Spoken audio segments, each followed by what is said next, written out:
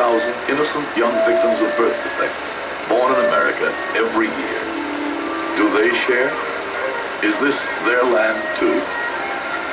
4 March of Dimes volunteers from different sections of the country will give you their answers. The first is the Mother's March chairman in Riverside, California. There's a 3-year-old boy named Todd who lives just down the street. He was born with multiple birth defects, spina bifida or open spine, water on the brain, severe... Oh, here's the house now.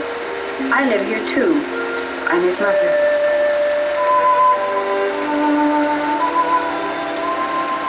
This is my husband. He feels very strongly about Todd growing up knowing the exact nature of his problems. So we keep a close photographic record of the changes in Todd's condition. We don't ever want him to feel ashamed of his handicap, and we often show pictures of him when he was a baby. Here I am feeding Todd in the hospital when he was only a year old. That's the time the shunt, or tube, was placed in his head to drain off the excess fluid. This was before his eyes were straightened. We'll never forget how strange children used to point and say, "Mommy, look at the boy with the funny-looking eyes." But they didn't know any better. And here's Todd with his favorite friend, Pootie. That was taken about the time the lady in the shoe store turned away and said, "When are you going to put him in an institution?" Sometimes older people don't know any better. But our family also looks ahead, and with great hope. Todd has been under March of Dimes care at the Birth Defect Center in Los Angeles for only a few weeks. Yet with the help of new leg braces and physical therapy, he was able to give his father the greatest of birthday presents. Todd took his first step. Slow, shaky, and unsure, but nevertheless his first steps by himself.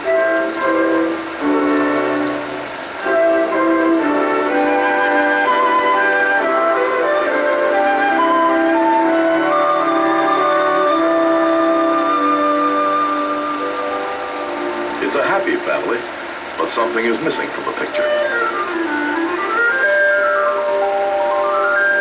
It's baby sister Terry. She crawls all over, and when it's lunchtime, she knows her. Terry was adopted almost a year ago, after extensive genetic counseling. So there had been tragedy in the family before Todd. They lost their first child by miscarriage, and their second child, daughter Gina, had the same defects as Todd, but much more severe, and lived only 16 days.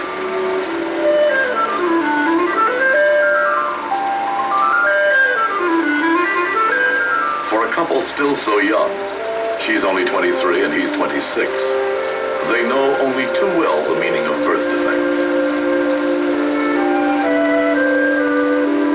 A tragedy that strikes nearly 1 out of every 10 American families like Todd.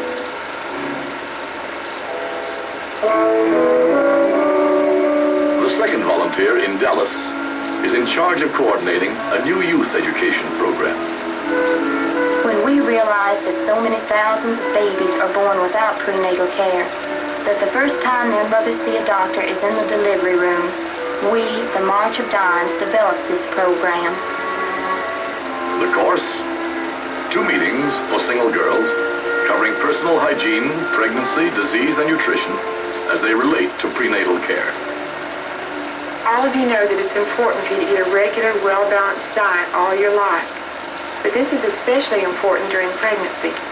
The teachers, teams of senior nursing students at Texas Woman's University, supervised by a faculty member as part of the regular course in public health. Fruits, potatoes. After a short lecture, the class will divide into 2 smaller groups so the girls can ask questions important to them. When does a pregnant woman need a special diet? At what stage to stop all strenuous activities? When should you first see a doctor? What is the cesarean section? The audience, teenage girls, YW members, the Sunday school class, Girl Scouts, Big Sisters, any existing group of requests. The program was an immediate success because it filled 2 unmet needs. 1, 40% of American brides are teenagers. 2, girls under 18 are least likely to seek prenatal care. kind of education takes its place along with research and medical care as a vital force in the March of Dimes fight against birth defects. In Cleveland, the third volunteer is the chairman of the Medical Advisory Committee of the National Foundation chapter. The Metropolitan General Hospital houses the Birth Defect Center the chapter helps support. On any day, the physical therapy department is actively caring for a cross-section of different types of birth defects.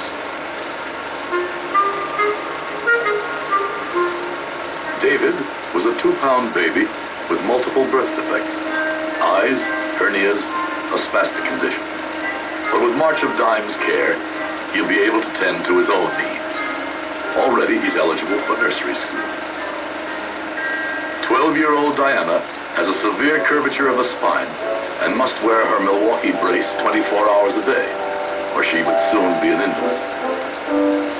Born without a sacrum, a major bone at the base of the spine, 3-year-old Chad faced a life in a wheelchair, or even bed. But with March of Dimes care, he has learned to walk. For Dr. Coyne and therapist Mrs. Gahn, one of the most rewarding cases is 8-year-old Juanita, born with stumps just below the knee of both legs. She has new legs now and comes in regularly for gait therapy. As gentle as Juanita is, when she first came to the center almost 3 years ago, she was frightened and uncooperative. It took 5 men to hold her down so a cast could be made to prepare her new legs. Her fear was understandable. Her parents had recently died. She spoke no English, for she had just been sent here from Puerto Rico.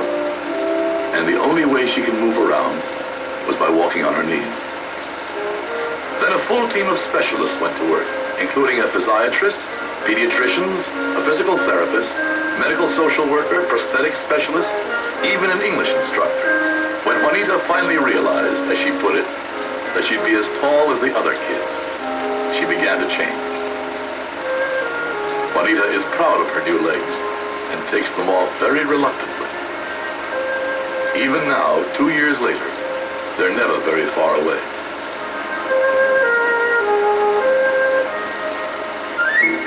Each day looks bright for Juanita now. She lives with her oldest brother and his family and goes off to school with nieces and nephews her own age. She'll live a relatively normal life thanks to the March of Dimes.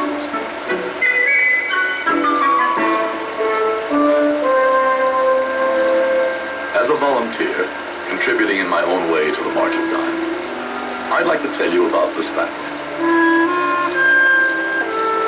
On this quiet street in Denver live 2 brothers, the only children of the family. Both are victims of severe birth defects. Park is 6 and Paul is 10. Paul writes poetry. He says when he grows up, he wants to be a writer. I like the night when the stars shine bright, when the world is peaceful and quiet. What a sight that must be, sights through stars in the sky to see.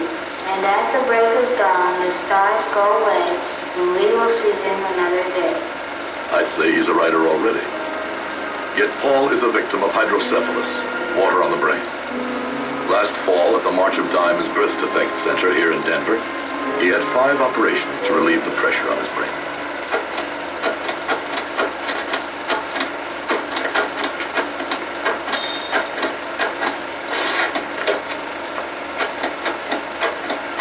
As for Park, it makes no difference that he does his homework in the dark. He was born blind. Evaluation by the Birth Defect Center concludes there is nothing wrong with the eyes or optic nerves. The trouble from birth lies deep within the brain. Park wears glasses because he knows he looks better. Paul gives his first reading for Park. I like the night when the stars shine bright, when the world is peaceful and quiet. Park goes to regular public school with special classes for the blind. Paul missed lots of school this year because of surgery, but he has kept up with his class. Handicaps like theirs mean forced confinement, and they're together more than most brothers. but each is learning to excel in his own special way, encouraged by their parents, their teachers, and their doctors. For Park, sound is more than communication. It's his most absorbing hobby. He's installed a sound speaker system throughout the house by himself. He says he wants to be a band leader when he grows up. With his very high IQ, he'll probably be an electronics engineer. A trip to the new conservatory at the Denver Botanic Garden is a big event.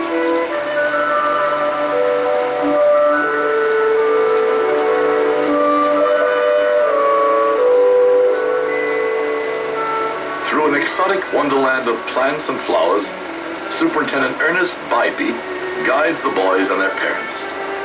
Here, the cool, sweet smell of a pineapple mint plant becomes a new sensation. And so does the oddly shaped seed pod of the African sausage tree.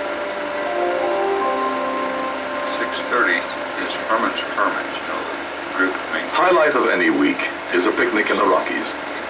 After lunch, Mother and Dad relax while the boys go exploring. 8 o'clock. Yes, exploring. Even by these boys with serious handicaps. Hey, Daddy, look what we have.